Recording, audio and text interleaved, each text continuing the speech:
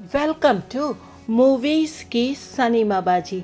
आज से हम एक ऐसी हीरोइन के बारे में बात करेंगे जिन्होंने अपनी सुंदरता और अपनी कला से भारतीय फिल्म जगत में चार चांद लगा दिए हैं।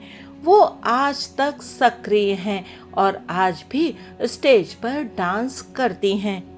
जब वो स्टेज पर आती हैं तो उनको देखकर कोई कह ही नहीं सकता कि उनकी आयु 70 के पार है।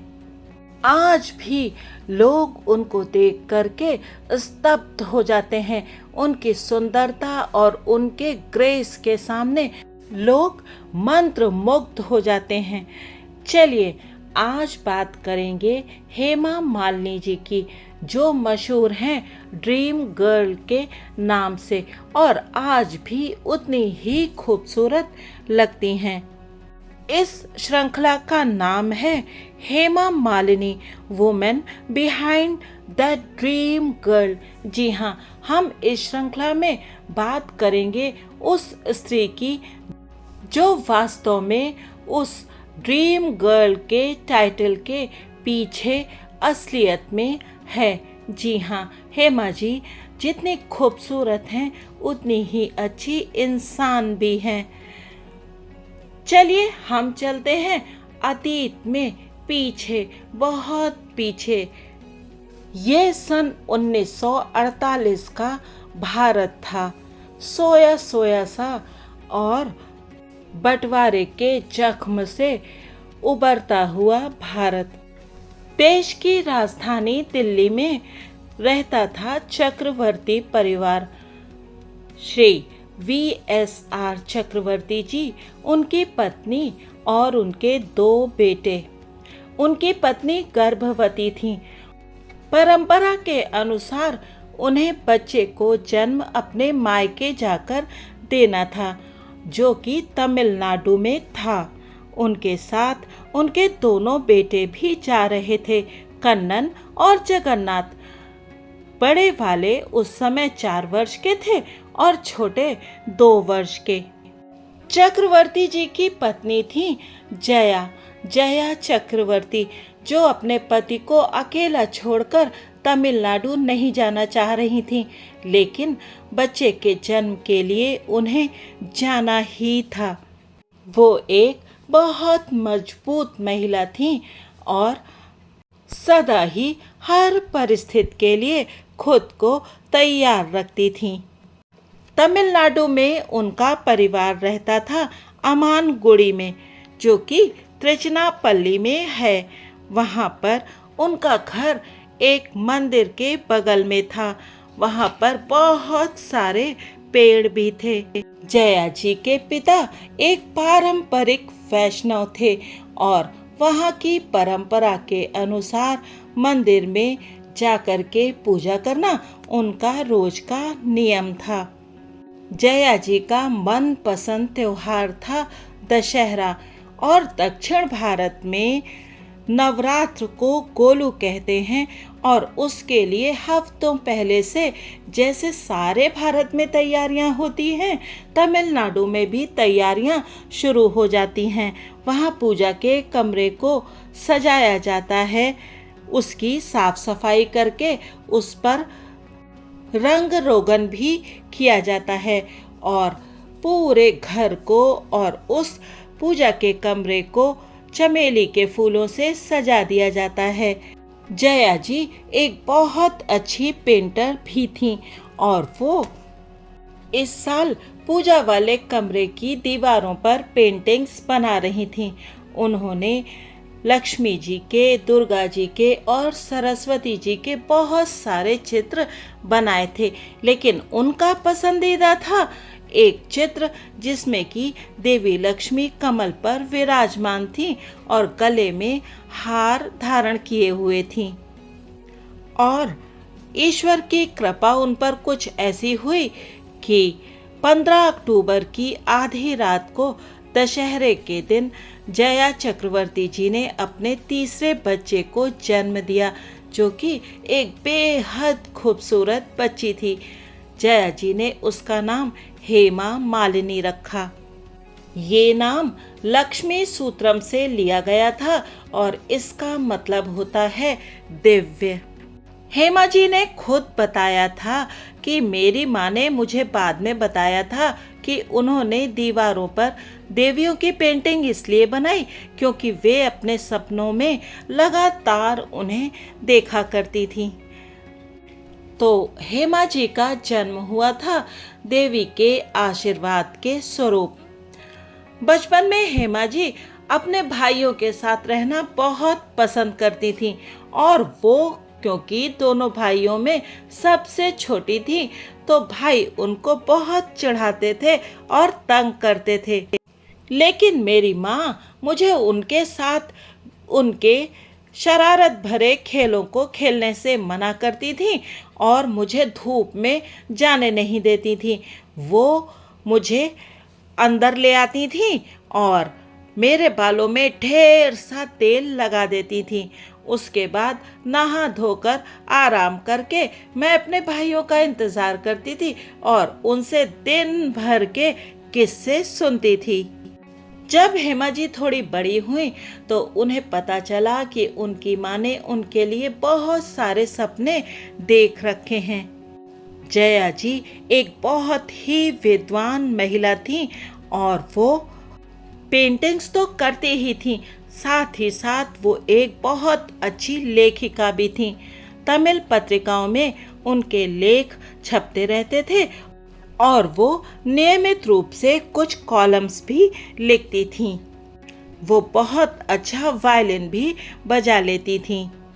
लेकिन इतना टैलेंटेड होने के बावजूद उन्होंने इन सब चीज़ों को अपना कैरियर नहीं बनाया, पर हाँ वो अपनी बेटी को एक शास्त्रीय नृत्यांगना यानी कि क्लासिकल डांसर बनाना चाहती थीं। चक्रवर्ती जी ने कुछ समय तक श्रम एवं रोजगार मंत्रालय में काम किया। उसके बाद दिल्ली में ईएसआई में नौकरी कर ली और वहां पर बहुत लंबे समय तक वो काम करते रहे। हेमा जी के गुरु थे तारा रामा स्वामी जी।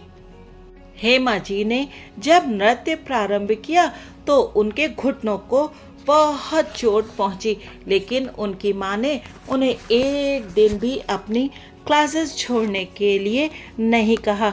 उन्होंने बड़े प्यार से समझाया कि धीरे धीरे तुमको इसकी आदत पड़ जाएगी और कुछ हफ्तों बाद ही हेमा जी बिना किसी शिकायत के नृत्य करने लगी थीं। हेमा जी ने बहुत छोटी आयु में बड़े बड़े लोगों के समक्ष अपने डांस को प्रस्तुत किया था, जिसमें कि उस समय के राष्ट्रपति डॉक्टर राजेंद्र प्रसाद और क्वीन एलिजाबेथ भी शामिल थीं।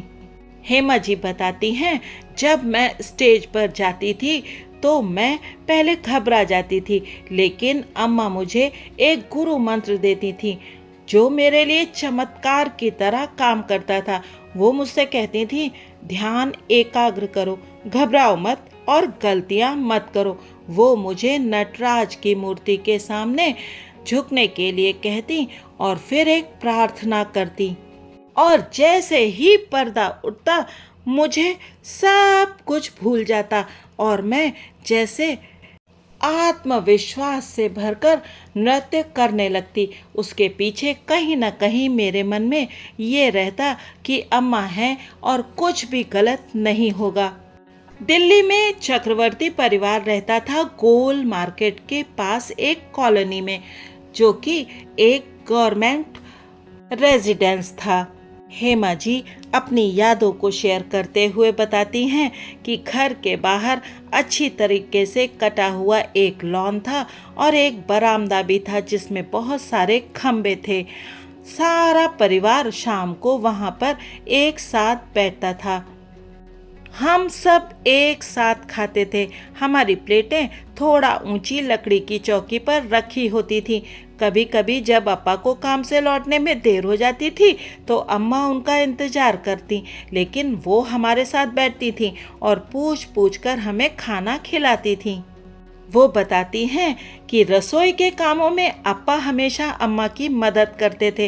रात में खाने के बाद जब हम बच्चे खेलने के लिए भागते तो अप्पा बर्तन साफ करने में भी उनकी सहायता करते। लेकिन आश्चर्य की बात यह है कि घर का काम करने या खाना पकाना सीखने के लिए मुझ पर कभी कोई दबाव नहीं डाला गया। इतने साल बीत गए हैं, लेकिन हेमा जी कहती हैं मैं जब कभी दिल्ली में होती हूँ तो मुझे बचपन की यादें आने लगती हैं। वो बताती हैं कि जब हम छोटे थे तो हमें जब भी कभी रेलवे स्टेशन जाना होता था तो अपा 2 गाड़ियां किराए पर लेते थे। एक तांगा जिस पर हमारा सामान जाता था और एक विक्टोरिया जिस पर हम लोग बैठकर जाते थे। अपा दोनों को एक दूसरे के साथ चलने की ताकीद करते ताकि वो सामान पर नज़र रख सकें।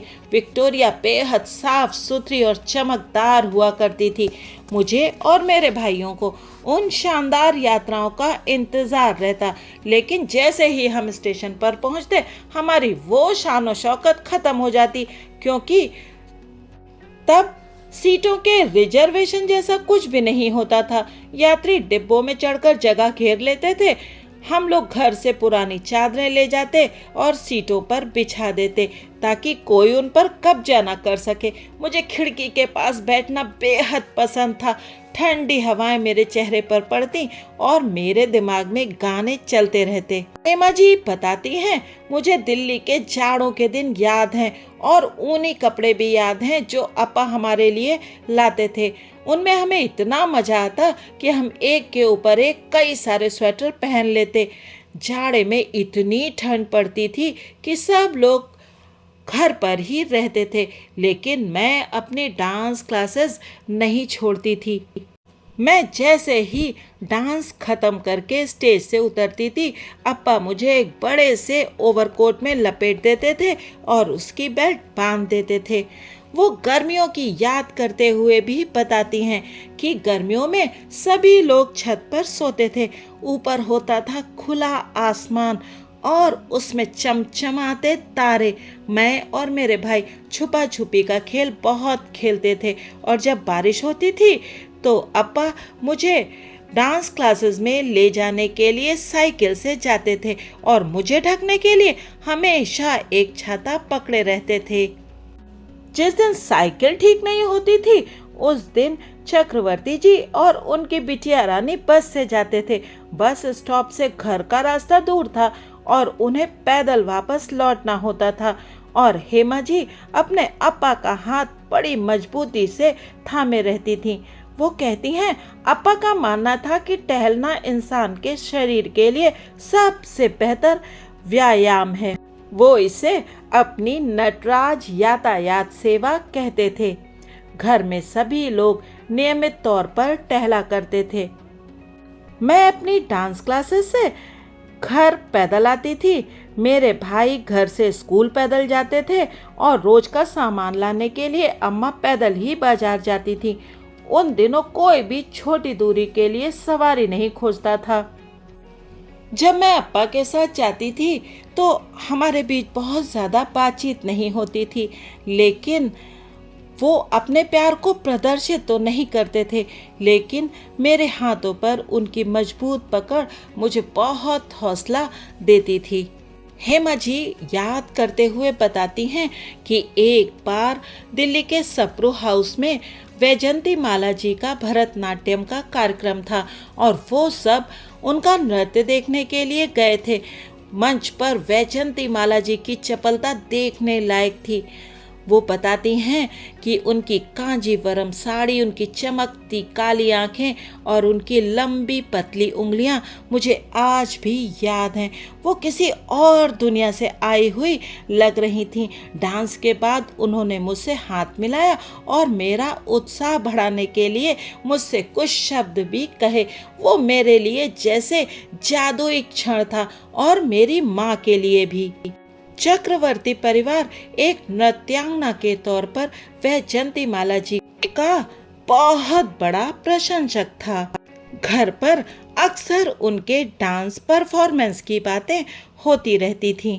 अपा ये देखने और समझने की कोशिश करते कि ऐसी डांस परफॉर्मेंस किस तरह से आयोजित की जा सकती हैं, लेकिन अम्मा को नृत्य की बारीकियां और उसके बारे में बातें करना ज़्यादा अच्छा लगता था।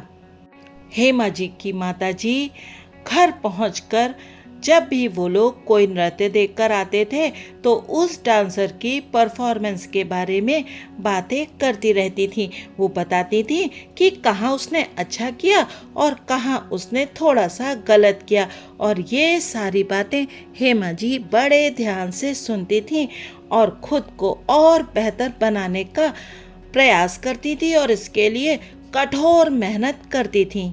जया जी हेमा जी को बताती थी कि उन्हें किस तरह से चलना चाहिए, कैसे बैठना चाहिए, और रात में सोने से पहले या सुबह स्कूल जाने से पहले तैयार करते समय जया जी हमेशा हेमा जी को उनके डांस के लेसन्स को रिवाइज करवाती थी। धीरे धीरे ये हेमा जी की आदत बन गई और फिर वो चाहे जहाँ भी जाएं अपने डांस की मुद्रा अभिनय का अभ्यास करती ही रहती हैं।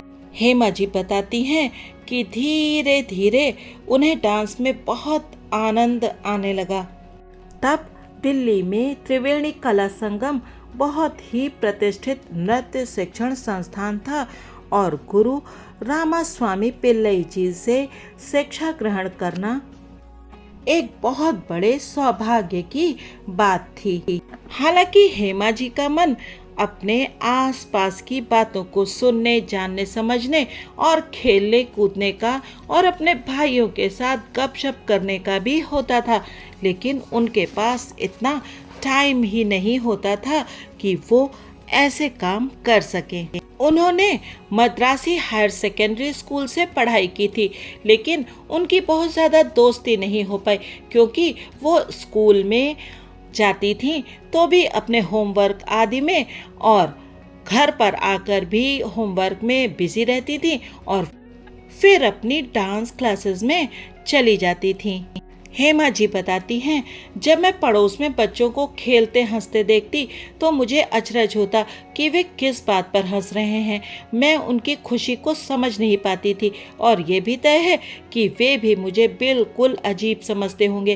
कई बार ऐसा होता कि मैं उनकी तरह बनने की कोशिश करती और शरारतें करती। ऐसे में मेरी माँ को गुस्सा आ जाता था। तब जया जी ने अपनी बिटिया को समझाने का एक अलग तरीका खोजा।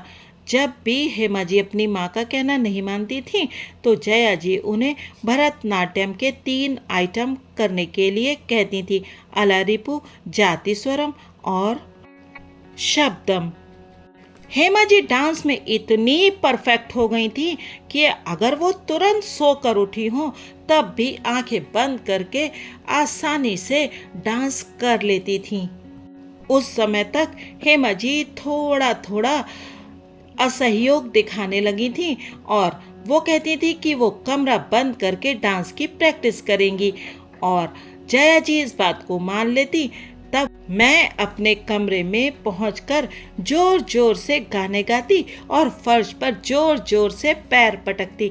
मैं ऐसे अभिनय करती जैसे मैं डांस कर रही हूँ, लेकिन मैं केवल पैरों का इस्तेमाल कर रही होती, हाथों की भंगिमा नहीं बनाती। ऐसा करने से मुझे ताकत और उपलब्धि का आभास होता कि मैं अपनी माँ के साथ धोखा कर रही हूँ। उस समय मैं इतनी छोटी थी कि मुझे इस अमूल्य कला के अपमान का पता नहीं चला था। ये आभास तो मुझे बहुत बाद में हुआ। उन दिनों हेमा जी के ध्यान भटकने की मुख्य वजह थे उनके भाई जगन्नाथ। बड़े भैया कन्नन हमेशा गंभीर रहते थे, उन्हें संरक्षण देते, लेकिन जगन्नाथ अक्सर हेमा जी को परेशान करने और चिढ़ाने के नए नए तरीके तलाश करते रहते। जब मैं डांस करती थी तो वो खड़े रहकर मुंह बनाते थे। जाहिर है मुझे हंसी आ जाती थी और अम्मा मुझे डांटने लगती कि मैं ध्यान नहीं दे रही। ये रोज रोज होता था और इन सब शरारतों के पीछे भैया का बस एक मकसद था कि अम्मा मुझे डांटें। जब अम्मा मुझे डांटती तो भैया बहुत खुश हो जाते और पास आकर ताली बजाने लगते और मैं जोर जोर से रोने लगती। देखने में ये बातें बचकानी लगती हैं, लेकिन बड़े होते समय ये सब बहुत महत्वपूर्ण भी होती हैं। आज हेमा जी के बचपन के सफ़र को यहीं पर विराम देते हैं। अगले भाग में जानेंगे कि दिल्ली में उनका समय और कैसे बीता और फिर वो फिल्म इंडस्ट्री में कैसे आ गईं। बहुत सारे अनकहे अनसुने किस्से हैं जो मैं आपको आगे सुनाऊंगी। आप बने रहिएगा मूवीज की सनीमा बाजी के साथ और कृपया इस वीडियो को लाइक करना और चैनल को सब्सक्राइब करना बिल्कुल मत भूलिएगा, क्योंकि इस चैनल पर कोई नेगेटिव बातें नहीं होती। जीवन बहुत छोटा सा है और केवल दूसरों की अच्छी अच्छी बातों से सीख लेने का है। फिर मिलेंगे, तब तक अपना ध्यान रखिएगा। Thanks for watching.